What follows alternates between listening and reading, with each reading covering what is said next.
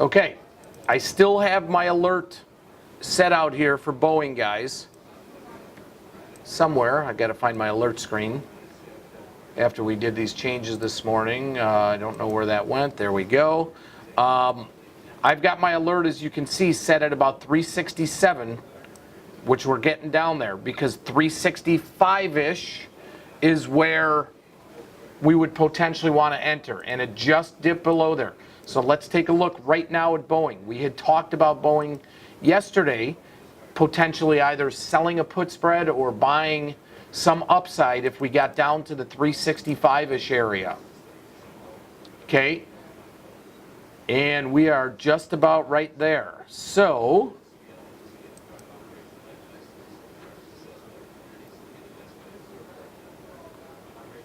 I am going to put a spread out here, guys, selling a put spread. Now, we're not going to get filled right now. This thing is only trading